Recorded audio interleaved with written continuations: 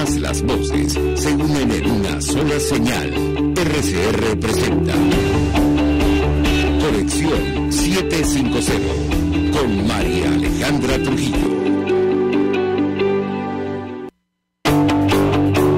Muy buenas tardes, amigos de Radio Caracas Radio y todo el equipo que trabaja para ustedes a partir de esta hora. Los saluda, variada y abundante información que compartir y analizar como es costumbre la tarde de hoy. Esto es Conexión 750. Comenzamos. ¿Qué está pasando en este país? Y saludamos vía telefónica a nuestro invitado de esta hora, el doctor Alejandro Rísquez. Es médico, pediatra, epidemiólogo, profesor de la Universidad Central de Venezuela. Doctor, gracias por atendernos. Buenas tardes. Muchísimas gracias, Alejandra. Dime, ¿en qué te puedo ayudar? Pues mucho interés de conversar con usted acerca de las declaraciones de Nicolás Maduro acerca del supuesto repunte de casos de COVID-19 en nuestro país. ¿Qué puede comentarnos? Lo escuchamos. Bueno, el gobierno nacional ha detectado un ligero aumento del número de casos en los últimos días, y cuando uno sale a la calle y conversa con médicos y ve la situación en sitios de atención de salud y hospitales, bueno, realmente se repite esa información, o sea que debe haber un aumento importante del número de casos que han pasado quizás por la tranquilidad de la ciudadanía, que hemos estado en las últimas 5, 4, 6, 7 semanas tranquilos, que le estamos prestando menos atención, y eso puede que vuelva a haber una especie de rebote que ya ha ocurrido en otras partes del mundo. Ahora, ¿esto a qué obedecería, doctor? Decía Nicolás Maduro, lo atribuía, mejor dicho, a lo que supuestamente está ocurriendo en la frontera con Colombia. ¿Qué puede decir? Lo escuchamos. Bueno, hay varias posibilidades. Entre las posibilidades más comunes es que indudablemente el intercambio con otros países fomenta la posibilidad de el COVID, especialmente en las largas fronteras que tenemos con el país vecino. Ellos han detectado esos casos y los están asociando a casos importados. Recuérdate que la otra forma de ingresar al país es por vía aérea, y realmente la vía aérea tiene un control muy importante porque le realizan la prueba PCR prácticamente a todos los viajeros, más allá de la exigencia de estar vacunado. Entonces es muy probable que haya ocurrido esa situación de que en la frontera tengamos un mayor número de casos, ¿no? Y cuando vemos la curva mundial nos damos cuenta que sí ha venido un ligero nuevo aumento del número de casos que ha ocurrido en el mes de junio, todavía indudablemente muy por debajo de la gran curva que tuvimos desde diciembre hasta el mes de abril a escala global. Recordemos que ya van más o menos 550 millones de casos registrados, que deben ser muchos más por el subregistro que ocurre en todas partes, y que llegamos ya a escala global a prácticamente 6.342.000 casos, muertes, perdón. O sea, definitivamente COVID-19 fue una pandemia, ha sido una pandemia y sigue siendo una pandemia que ha cobrado muchísimas vidas, ha dado mucho sufrimiento y que ha requerido tomar medidas drásticas tan importantes como las que tomamos hasta hace poco. En este momento la recomendación es estar permanentemente vigilantes, y que cuando tengamos ese reporte de un aumento de casos y veamos que alrededor nuestro hay gente enfermando, indudablemente debemos extremar nuestras medidas de precaución y tratar de evitar estar contagiándonos, y segundo, protegiendo especialmente a los más vulnerables de todos. ¿Esto tiene que ver con la cobertura vacunal de COVID-19 o no, doctor? Se lo pregunto porque recientemente la ONG Venezuela, Observatorio Social Sanitario, el Grupo de Investigación de Enfermedades Tropicales y Médicos Unidos de la Salud afirmaron que el 74% de los venezolanos tiene al menos una dosis de la vacuna contra el coronavirus. ¿Qué puede decirnos? Lo escuchamos. No, definitivamente Venezuela está retrasada en relación al resto de los países, inclusive nuestros vecinos. No tenemos el número de dosis que se estaba aspirando, se ha retrasado ese proceso.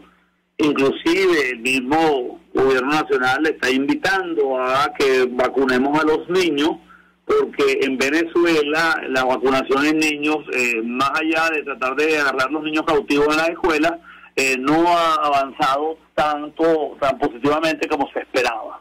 El número de personas que han recibido 2 dosis todavía está lejos de lo deseable, y yo creo que es una excelente oportunidad, ya que disponemos de las vacunas, para que la gente garantice tener su refuerzo y esté bien cuidándose, más allá de tomar las medidas preventivas que debemos estar permanentemente tomando, especialmente las personas que tienen condiciones de salud especiales, o gente que vive con personas con condiciones de salud especiales, porque sabemos que este COVID, el tipo de COVID que es el Omicron, también está creando complicaciones importantes, y vimos cómo en varios países del mundo aumentó el número importantísimo de hospitalizaciones, aunque este virus teóricamente es mucho menos agresivo y mucho menos letal que los anteriores, pero la vacunación es fundamental, y yo creo que tú, María Alejandra, has dado en el punto. Tenemos que invitar a la gente nuevamente a que salga a vacunarse y que reciba sus refuerzos adecuados, y los niños también. Bueno, de hecho, le comento, doctor, la expresidenta de la Sociedad Venezolana de Infectología, María Graciela López, dijo, a propósito de este estudio que le he mencionado, que se reportó que el 44% de los centros de salud fijados para la inmunización de la población están inactivos. Una realidad, decía ella, que viene incrementándose mes a mes. ¿Qué puede decirnos? Sí, bueno, es una situación que todos conocemos, que fue muy grave, que es la crisis sanitaria del país, con la deficiencia en la apertura o estar funcionando muchísimos centros de salud. Yo creo que esto ha afectado la cobertura vacunal, por eso que no se ha logrado. Tú sales con tu muchacho de la mañana de tu casa, te montas en un transporte público que está costoso, por fin llegas al ambulatorio y no consigues el centro abierto o te niegan la vacuna, indudablemente esto genera mucho rechazo. Yo creo que el sistema de salud público debe hacer su mayor esfuerzo por garantizar tener las puertas abiertas durante todo el día, para que la gente pueda efectivamente vacunarse, salir, vacunarse y estar protegida. Tenemos que hacer un esfuerzo todos los ciudadanos de buscar los sitios adecuados para vacunarnos, pero el sistema de salud tiene que hacer un esfuerzo adicional para garantizar que todos los venezolanos podemos tener acceso a la vacuna. Tenemos que hacer una breve pausa para ir a publicidad, doctor. Le ruego que permanezca unos minutos más. Simplemente le pediré una consideración al regreso sobre lo que ha ocurrido con este caso que se identificó en Venezuela, el primero de la denominada viruela del mono. No supimos nada más, más allá de la confirmación de las autoridades del Aeropuerto Internacional de Maiquetía y el comunicado o boletín que emitió la Academia Nacional de Medicina advirtiendo sobre la necesidad de cortar la cadena de transmisión en este específico. En eso le pediría un comentario. Ya venimos. Usted está viendo Conexión 750 con María Alejandra Trujillo. Solo por RCR 750, porque lo bueno une. Puede seguirnos en nuestras redes sociales. En Twitter, @RCR750, la radio que se ve. Mensaje del ingeniero José Peraza, tesorero del FONPRES CID. Estimado Colegio Ingeniero Arquitecto Profesional Afín, el Colegio Ingeniero de Venezuela y el Fondo de Previsión Social, preocupado por la salud de tu familia, ha diseñado un sistema de salud integral que coloca a tu disposición y que contiene asistencia primaria de salud, ambulancia, hospitalización, cirugía, oftalmología, dermatología, fisioterapia, psicología, odontología, farmacia y funeraria. Para mayor información visítanos a nuestros portales cid.met.be, Colegio de Ingenieros de Venezuela, construyendo el futuro. En Global Therap seguimos comprometidos con tu rehabilitación física, te ayudamos a recuperarte de tu postoperatorio y en el alivio del dolor. Búscanos en el Centro Comercial Multiplaza Paraíso Nivel Empresarial 2 a través de Twitter e Instagram o llámanos al 0412-256-1104. Y no olvides lavarte las manos con agua y jabón y cumplir con el distanciamiento social. Global Therap y despídete del dolor. Un espacio que analiza y debate la coyuntura política, económica y social de nuestro país. Acompañe cada mañana a la periodista María Alejandra Trujillo en Palabras más, palabras más, palabras menos. Palabras más, palabras menos. Informes, entrevistas, análisis y discusiones sobre los temas de actualidad. Es lo que más se puede dar, es lo de siempre. Palabras más, palabras menos. De lunes a viernes, de 7 a 8 de la mañana, por RCR 750 AM. Palabras más, palabras más, palabras menos.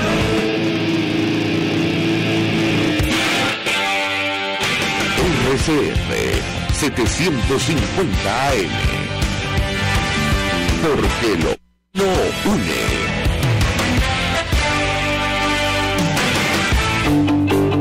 El poder de la comunicación en tus manos. Conexión 750 con María Alejandra Trujillo. Solo por RCR 750. La radio que se ve. En Conexión 750 hablando acerca de la situación del sector salud en nuestro país. Dejábamos una inquietud para nuestro invitado, el doctor Alejandro Rísquez, médico, pediatra, epidemiólogo, profesor de la Universidad Central de Venezuela, a propósito de este caso que recientemente se identificó en Venezuela, sospechoso de la denominada viruela del mono. No supimos nada más, doctor. Yo le pediría un comentario y sobre todo a la luz de lo que dijo la Academia Nacional de Medicina en un boletín advirtiendo sobre la necesidad de cortar la cadena de transmisión. ¿Qué puede decirnos? Lo escuchamos. Sí, el Ministerio reportó un caso que fue detectado viniendo aparentemente de España, y el caso fue aislado y tratado. Se convirtió en el primer caso de viruela del mono que ocurre, por lo menos registrado y notificado en el país. Esto indudablemente ha venido ocurriendo en la mayoría de los países de toda Latinoamérica, que aparece un caso o dos casos, y el gran peligro es la posibilidad de la propagación de la infección dentro de las comunidades venezolanas, y por supuesto que no vaya a ser que se convierta también en una enfermedad endémica. Yo creo que se ha hecho un esfuerzo, especialmente las sociedades científicas, en notificar a toda la comunidad nacional y especialmente al sector salud para tener la capacidad de poder distinguir con claridad e identificar y detectar a tiempo y tomar las medidas adecuadas para contener un caso o para contener algún tipo de brote.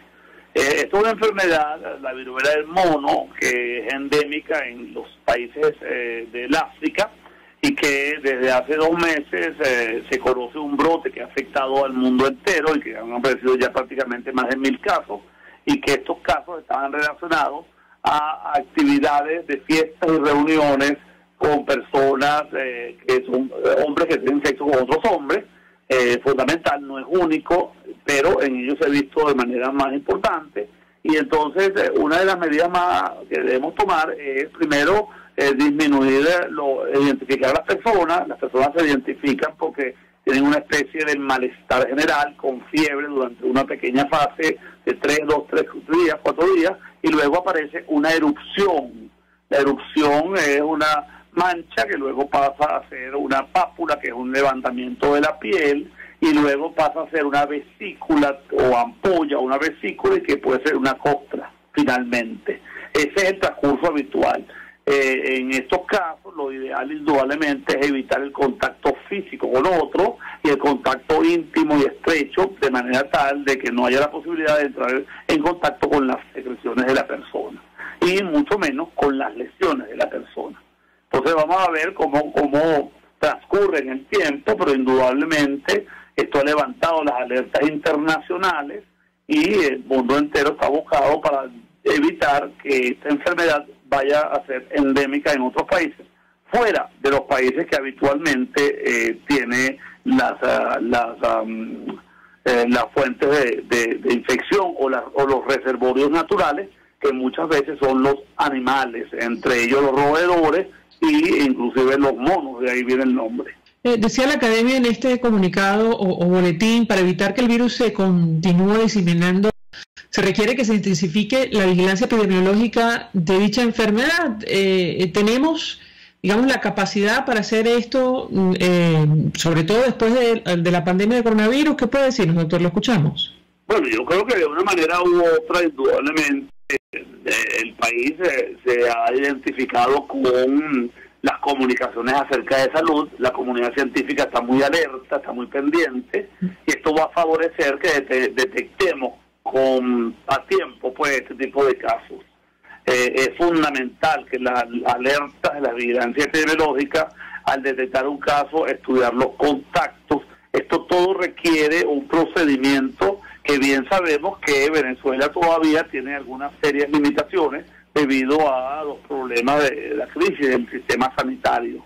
Tú bien lo decías anteriormente, tenemos todavía muchísimos consultorios populares y centros de atención médica, especialmente en las comunidades más alejadas y en las barriadas populares que están cerrados y no funcionando. Creo que es el momento de abrirlas todas, meter el personal bien entrenado para que pueda apoyar a las comunidades y detectar a tiempo los casos y evitar propagaciones, especialmente en estas zonas donde hay el peligro de que se puedan diseminar más rápidamente por las malas condiciones de saneamiento ambiental y la falta de higiene. Decía la academia, el diagnóstico confirmatorio se basa en pruebas de laboratorio usando PCR que ya comienzan a estar disponibles en nuestro país. Esto es así, ¿correcto, doctor? Bueno, el Instituto Nacional de Higiene, tengo entendido que fue apoyado por la Organización Mundial de la Salud, como la mayoría de los laboratorios, para estar listo y preparado con las pruebas para poder identificar directamente la posibilidad de la infección por el virus, el PCR, que es una prueba muy exacta y muy precisa. Pues. Indudablemente tenemos el resquemor y por eso invitamos nuevamente a toda la comunidad científica a estar muy pendientes, porque contamos solamente con ese laboratorio, la toma de muestras, etcétera, requiere un cuidado especial y la identificación de los casos temprana para que los casos puedan ser evaluados y examinados a profundidad y toma de muestras adecuada es importante. Yo creo que sería necesario que expandiéramos la red de laboratorios nacionales para tener varios hospitales con laboratorios Centinela y que cada una de las regiones pueda contar con ese sistema de apoyo y que no tengamos que todo movilizarse para la ciudad de Caracas al Instituto Nacional de Higiene, porque lo hace demasiado centralizado y disminuye la capacidad de respuesta de las regiones. Finalmente, la, entre comillas, buena noticia, doctor, entendemos, es que se trata de una enfermedad que no es tan letal como lo fue la viruela humana, que ya fue erradicada en los años 80, ¿correcto?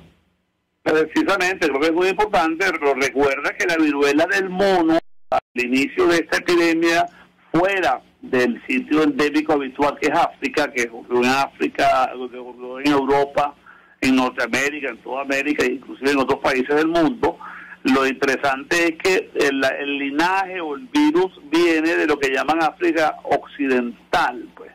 Es un tipo de virus que afortunadamente es el virus de la viruela del mono, que produce menos mortalidad y menos complicaciones.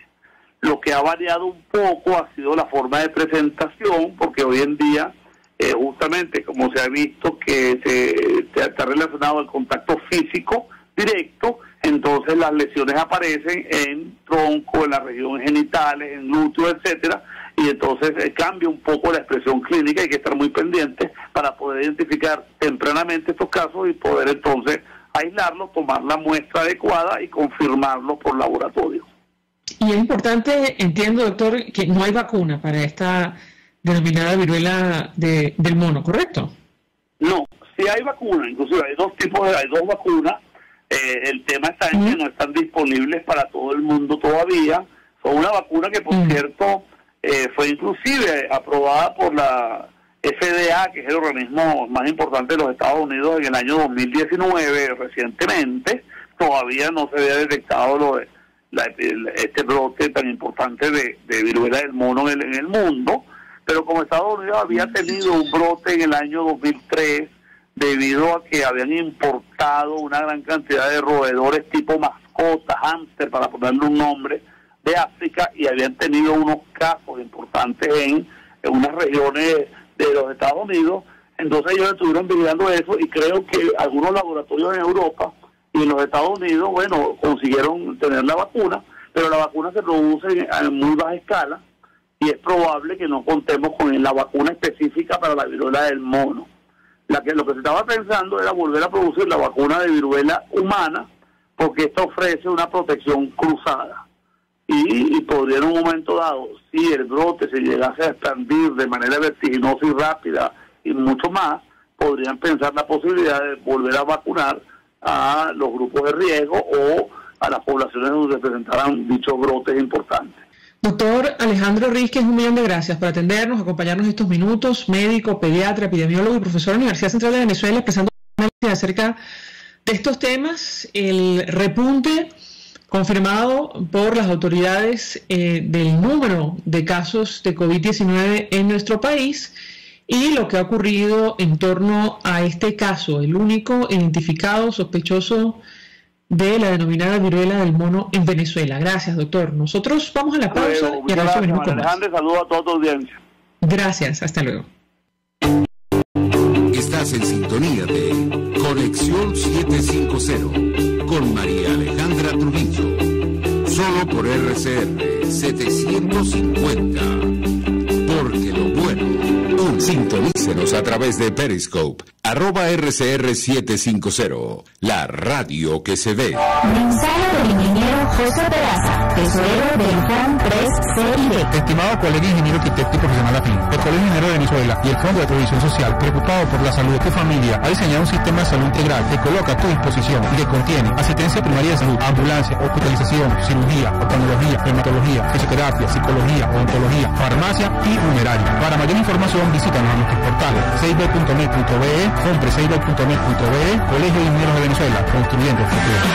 Mis amigos, una empresa comprometida y responsable con su personal es una empresa segura, y Produzca es la compañía pionera en Venezuela que ofrece la mayor cantidad de equipos de comprobada calidad para garantizar la seguridad integral de toda la nómina industrial de cualquier empresa. El catálogo de Produzca es inmenso, todo tipo de guantes, cascos, accesorios y productos varios de protección para tu personal.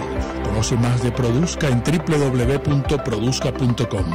Produzca, seguridad en tu empresa de los pies a la cabeza.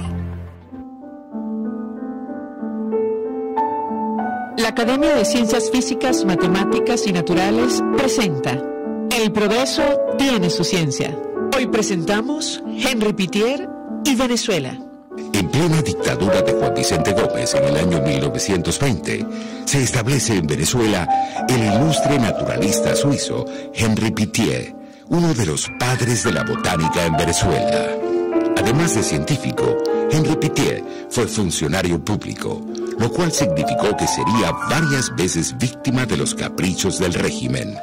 La poca ciencia que se hacía en el país estaba confinada a las dos únicas universidades existentes, la Universidad Central de Venezuela y la Universidad de los Andes, las cuales sufrían la desidia del gobierno. A pesar de las dificultades que encontró en su camino, Pittier estableció sobre bases firmes la ciencia botánica, todo un milagro en esa época. A pesar de ser un hombre de edad ya avanzada, Pittier viajó y estudió de manera exhaustiva gran parte del país. Sobre esta experiencia, dejó una enorme obra escrita tanto divulgativa como científica.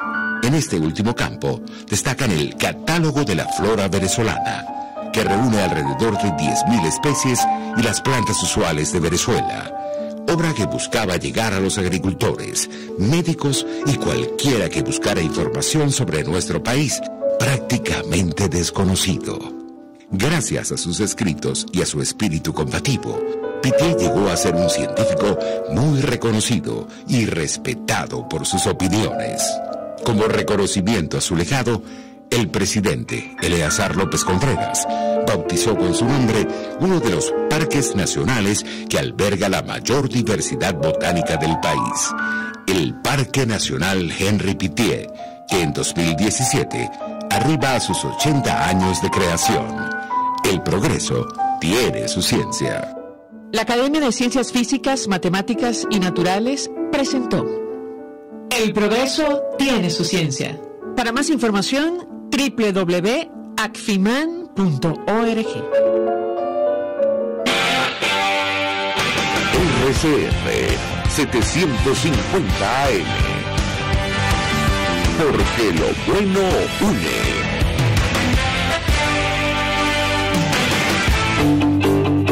María Alejandra Trujillo te acompaña en Conexión 750. Solo en RCR 750. La radio que se ve. Claro y raspado. Continuamos, amigos, en Conexión 750 y en esta parte del programa saludamos al embajador Sabio Gavini, quien fue embajador de Venezuela, es doctor en Ciencias Políticas. Gracias por atendernos. Buenas tardes. Buenas tardes, María Alejandra, y buenas tardes a todos los que nos escuchan. Pues mucho interés de conocer su opinión, Alicia, acerca del tema que nos ocupa en esta parte del programa, que tiene que ver con la noticia, una de las noticias más destacadas en América Latina que ocurrió el día de ayer y tiene que ver con la segunda vuelta de elecciones presidenciales en Colombia. Gustavo Petro se convirtió en el primer presidente de izquierdas de ese país. El impacto que esto va a tener para la región y sobre todo para Venezuela. Lo escuchamos. Bueno, antes que nada hay que reconocer que la elección fue una elección limpia, transparente, todos aceptaron los resultados. Eso es una escuela de democracia. Ojalá podamos pronto tener una experiencia así en Venezuela.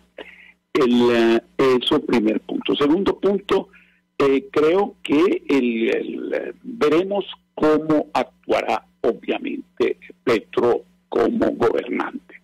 Sin embargo, tengo que decir que yo no soy de aquellos que creen que la situación que Petro y el gobierno de Petro se puedan parecer al caso de Chávez en Venezuela.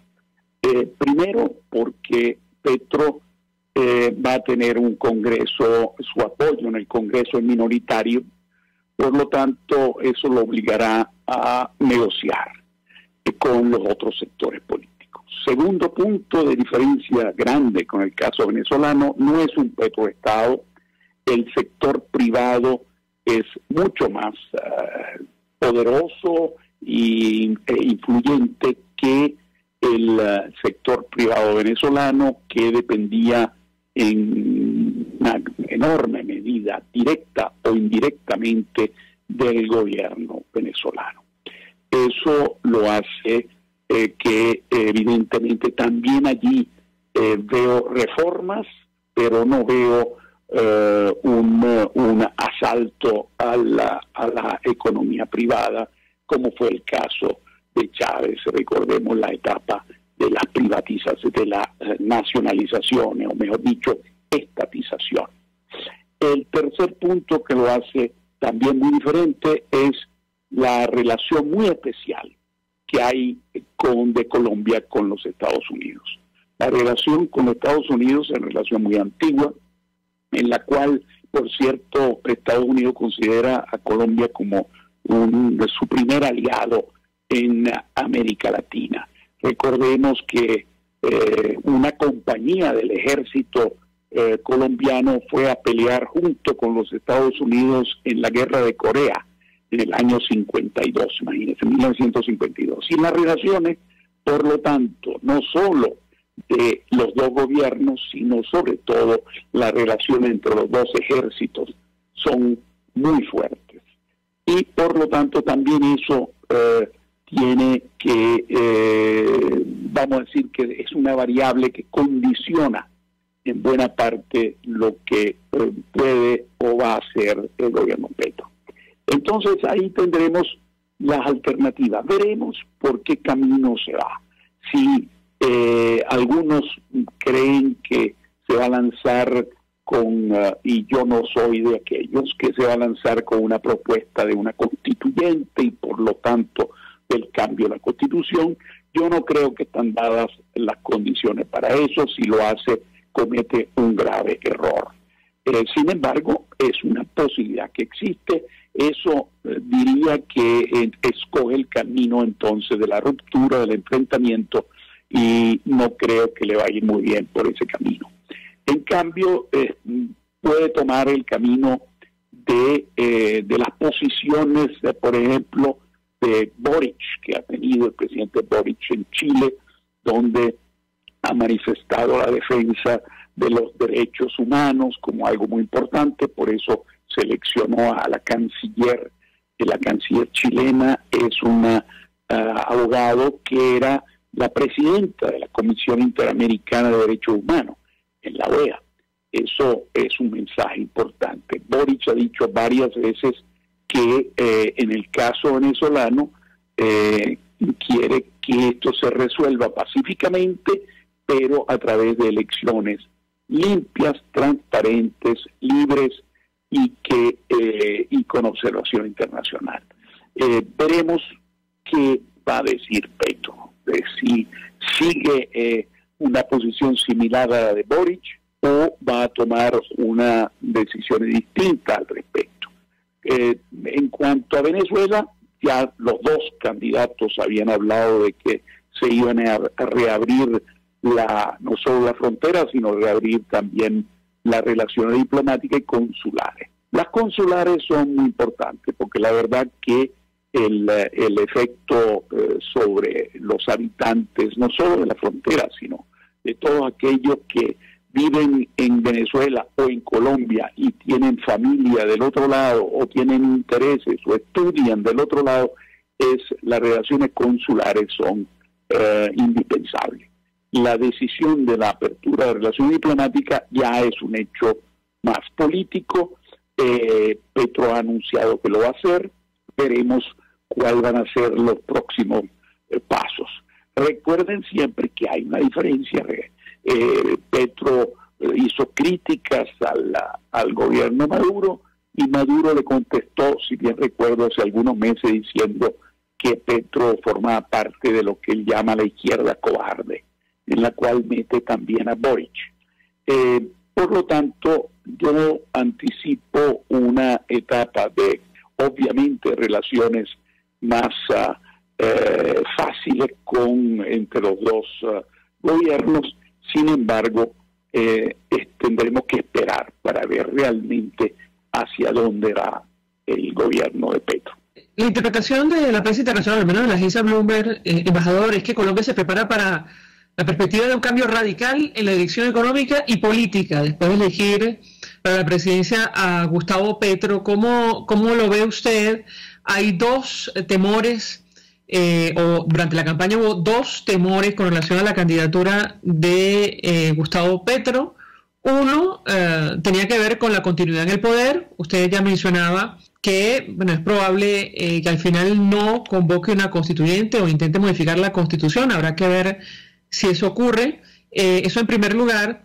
Y en segundo lugar, había la expectativa con relación a la propiedad privada. ¿Qué puede decirnos? Lo escuchamos. Efectivamente, la parte política, sí, como decía antes, si se lanza por un camino radical, extremista, lo veremos pronto porque llamaría a un proceso constituyente. Yo, si me lo preguntan, no creo que lo va a hacer, pero eso, tú sabes, está abierta, es una posibilidad. Y por el otro lado, el ataque y el respeto a la propiedad privada, tampoco creo que lo va a hacer, también por algo que dije antes, la importancia y el peso que tiene el sector privado en Colombia. Lanzarse con una minoría en el Congreso para enfrentar al sector privado o atacar las bases del sistema económico, de economía de mercado, yo no creo. Por el hecho de que hasta Maduro cambió de un colectivismo estatista, que fue el modelo que tuvimos aquí con los últimos años de Chávez y comienzo de Maduro, cuando había colas, escasez, derivante precisamente del modelo estatista y colectivista. Tuvieron que echar para atrás y estamos, eso sí, no es ninguna economía de mercado seria, sino es un capitalismo de amigojes, de bodegueros, de moneda sucia, para no entrar en detalle de dónde viene ese dinero sucio, etcétera, pero y concentrado, por cierto, en una burbuja que tiene mucho que ver con Caracas, donde está concentrado, digamos, el alto consumo, que son una minoría importante. Recordemos que la economía venezolana ya no es una economía de 27, 28 millones de consumidores, sino lo que hay son 3 millones de consumidores, de los cuales, o sea, una economía tipo El Salvador, y tenemos unos 300.000 de alto consumo concentrado aquí en Caracas, que tiene que ver precisamente con todos aquellos que de alguna o de otra forma tienen acceso a dólares. y eso están concentrados, repito, en Caracas, que tiene que ver con los llamados enchufados, relacionados, dinero sucio, como decíamos antes, y también un sector que mantiene sus ahorros desde hace muchos años en el exterior y se mantiene con posibilidad de consumo más elevada. O sea, repito, aquí tampoco hay ya un estatismo colectivista, sino el camino es capitalismo, eso sí, de amigotes, como decía antes, pero economía de mercado al fin. Ineficiente, todo lo que sabemos, los servicios públicos no funcionan porque ponen a gerenciar a gente incapaces, y entonces, bueno, veremos el área en Colombia qué va a pasar. Va a haber reformas, pero no veo ese ataque a la propiedad privada de una manera contundente, digamos así, como lo hizo Chávez en Venezuela. Veo, en cambio, una situación distinta en la cual va a negociar, va a haber reformas. Sin embargo, no veo esas dos posiciones radicales, ni en lo político, ni en lo económico. Pero claramente esas posibilidades existen y veremos cómo se va a gerenciar y con las decisiones que va a tomar en los primeros meses de su gobierno. Ahí nos daremos cuenta. Si permite, embajador, tenemos que hacer una pausa para ir a publicidad. En las redes sociales, los internautas han recordado los distintos mensajes publicados por el ahora presidente de Colombia alabando la figura del expresidente Chávez, a quien llevó, por cierto, al vecino país. Él no ha escondido su admiración, aunque todo hay que decirlo, durante esta campaña electoral ha ido variando su posición con relación a Venezuela. Al regreso quisiera ahondar en este tema porque hay una gran expectativa en torno a la posición que finalmente va a asumir con relación sobre todo al régimen de Nicolás Maduro, de reconocimiento o no. Al regreso le doy la palabra para contestar. Ya venimos. Escuchamos Conexión 750, solo por RCR 750, la radio que se ve.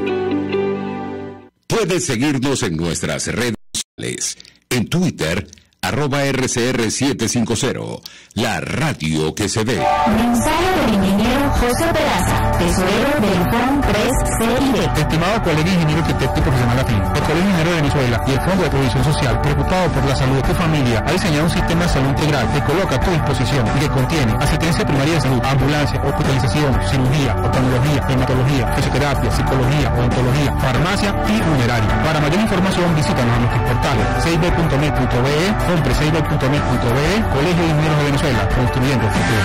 El que sabe de sabor sabe de saber que Del Corso es la clásica pastelería italiana de Caracas. Qué ricos sus dulces típicos tradicionales, como los auténticos cannoli, la sfogliatella o la cola de langosta, no tienen comparación. La pasta seca de almendras y chocolate o su gran variedad de tortas, cumpleaños, bodas, bautizos o comuniones, reuniones familiares o eventos corporativos. Teléfonos 0212-941-1971. Pastelería Del Corso, la pastelería italiana por tradición y excelencia. RCR 750 AM, porque lo bueno une.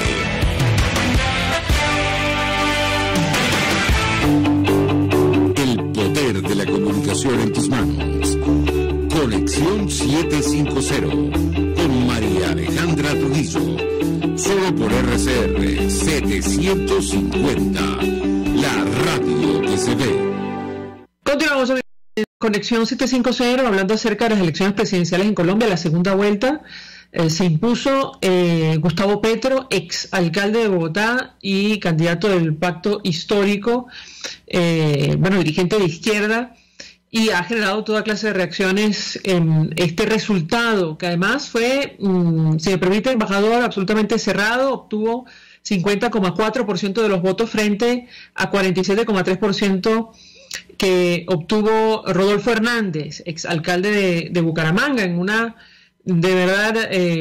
odisea, como han dicho algunos analistas políticos en ese país, por el estilo de la campaña de este empresario. Ahora, yo le preguntaría, embajador, a propósito de lo que decíamos en el corte anterior, su opinión acerca de la admiración que ha expresado abiertamente el ahora presidente de Colombia por la figura del expresidente Chávez. Eso es lo que ha generado, entre otras cosas, la preocupación, las reacciones en ese país. Él lo ha dicho abiertamente. En esta campaña, digamos, moderó su mensaje con relación a Venezuela, incluso expresó alguna crítica. ¿Qué puede decirnos sobre este punto en específico? Embajador, lo escuchamos. Yo diría lo primero, es fundamental entender que desgraciadamente el régimen chavo madurista ya tiene 22 años en Venezuela. Y entonces hay que ir a ver cuándo fueron las declaraciones de Petro de admiración a Chávez. Yo tengo la impresión, y es lo que yo recuerdo, que las manifestaciones de mucho aprecio a Chávez fueron en la primera parte de su gobierno, del gobierno de Chávez. No he visto declaraciones similares en los últimos 10 años. No sé si es cierto o no, pero creo recordar que si vamos a ver esas declaraciones favorables a Chávez, tienen más de 10 años.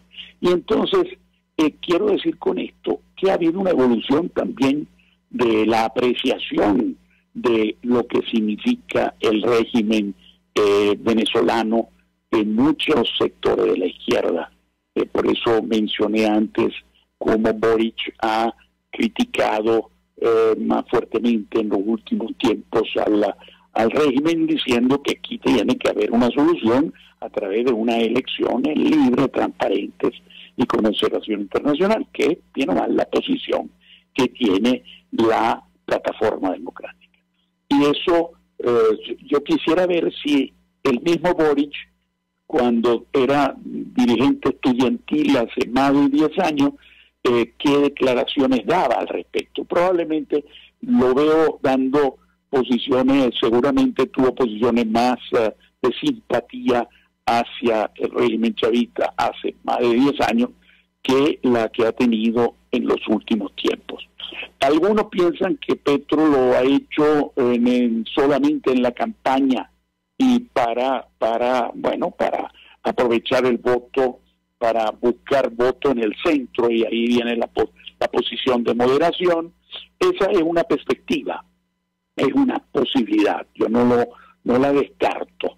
Por eso digo, habrá que esperar los primeros meses del gobierno, donde se va a demostrar qué camino realmente emprende. Sin embargo, repito, lo están apoyando en la segunda vuelta, lo apoyaron grupos de centro, por ejemplo Gaviria, que era del sector del centro La Esperanza, el Centro Esperanza que se llamaba, prefirió a Petro que a Hernández. Y bueno, ¿por qué? Porque también Hernández era un punto de interrogación bien complicado. No se trataba de una candidatura fácil, era una candidatura que recuerda un poco el ídolo de Hernández, un poco Bukele. Y Bukele, bueno, estamos hablando de populismo de derecha, pero populismo al fin. Y algunas veces ahí eso había que ver qué hubiese pasado en una Colombia liderizada con presidente Hernández. Yo creo que mucha gente del centro que votó por Sergio Fajardo prefirió, vamos a decir así, malo conocido que malo por conocer, porque Hernández tampoco era bueno. O sea, entonces, repito, eso creo que tuvo mucho que ver con la victoria de Petro, porque si uno calculaba los votos de Fico Gutiérrez más los votos de Hernández en la primera vuelta, si todos los de Gutiérrez y Fernández todos los de Gutiérrez hubiesen votado por Hernández, tenía la mayoría. Sin embargo, no fue así. Hubo un voto de algunos probablemente que no habían votado en la primera vuelta, pero sobre todo creo que el que decidió el voto, la victoria de Petro, fue el sector del centro democrático, que se orientó, en mi opinión, más hacia Petro que hacia Hernández. Ahora, hay una inquietud, embajador, que tiene que ver en relación al compromiso o no del nuevo presidente de Colombia con los derechos humanos. Es evidente el apoyo que ha significado el gobierno del presidente Duque, no solo para la Alternativa Democrática, también para los venezolanos, más de 2 millones que residen en el país vecino. Yo le pediré un comentario sobre este punto en específico. De hecho, en el diario El País de España, Ana Bejarano escribe una columna donde le pregunta concretamente a Gustavo Petro su posición en torno a Venezuela, los perseguidos, incluyendo los periodistas del portal Armando.info. ¿Cuál es su expectativa en torno a este punto en específico, embajador? Lo escuchamos. Bueno, la verdad que visto esa declaración, así que sería interesante ver qué es lo que dijo en concreto, pero no es más que una declaración, embajador, es un artículo del País de España donde Ana Bejarano dice lo siguiente: el miedo a Petro solo puede desactivarlo él mismo con los primeros gestos de su gobierno, con sus decisiones en público y en privado, y hace referencia a los perseguidos que residen en Colombia y menciona específicamente el caso de los periodistas del portal Armando.info. Lo escuchamos.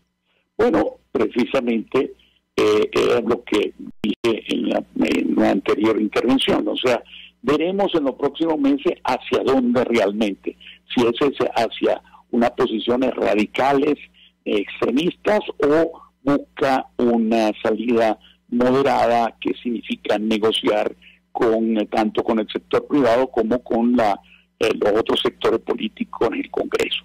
Y eso tiene que ver, ahora, ¿qué tiene que ver con el caso de los derechos humanos? Yo presumo, repito, lo veo difícil de que él tome actitudes negativas con los venezolanos que se encuentran en Colombia. Lo veo difícil, porque no creo que le convenga para su imagen en general. Él va, más bien, lo que sí va a haber es una apertura de comunicación con el régimen de Maduro. Va a haber no solo apertura de relaciones diplomáticas, las consulares, como dijo, que las consulares son muy populares. Yo creo que muchos colombianos de la frontera votó por Petro porque le recordaba que sí va a ser una de sus primeras medidas era la apertura de relaciones consulares y mencionó también la diplomática con Venezuela, lo cual implica para muchos de los colombianos, tanto de este lado como del otro, era algo muy popular. Tanto es así que el mismo Hernández hablaba de apertura también. No dejaba muy claro si eran solamente consulares o diplomáticas también, pero las consulares seguramente la hubiese abierto también Hernández. Entonces, la verdad que en este momento lo que tenemos que esperar, como dice precisamente el artículo que tú mencionas del País, habrá que ver en los primeros meses de su gobierno, nos daremos cuenta de qué camino quiere tomar. También en los nombramientos, habrá que ver qué tipo de gabinete va a nombrar, quiénes van a ser sus ministros. Todo eso está por verse. Entonces, ahí veremos si tomará un camino más similar. Te repito, en mi opinión, no creo que el caso Petro signifique la llegada de un Chávez a Colombia. Esta es mi opinión por las razones que te dije. Pero eso no quiere decir que tenga la claridad sobre qué camino va a tomar realmente. Eso no lo sabe realmente nadie, sino salvo Petro, que lo estará reflexionando en este momento. Embajador, mil gracias por atendernos, acompañarnos. Sabemos que tiene compromisos que cumplir. El embajador Gavini, embajador de Venezuela y es doctor en Ciencias Políticas, expresando opinión y análisis acerca del tema que hemos debatido en esta parte del programa, que tiene que ver con la segunda vuelta de las elecciones presidenciales en Colombia, donde se impuso finalmente Gustavo Petro, quien será el nuevo mandatario de ese país. Obtuvo 50,4% de los votos frente a 47,3% que obtuvo Rodolfo Hernández. Nosotros nos despedimos y lo hacemos a nombre de Jaime Estares en la dirección general de la estación, en la gerencia de producción Wilster Caña, En la producción, Jay Pacheco. En los controles, Gregorio González, quien tuvo el inmenso placer de acompañarles, María Alejandra Trujillo. Fondo de Previsión Social del Colegio de Ingenieros de Venezuela presentó. RCR presentó Conexión 750 con María Alejandra Trujillo. Solo por RCR 750.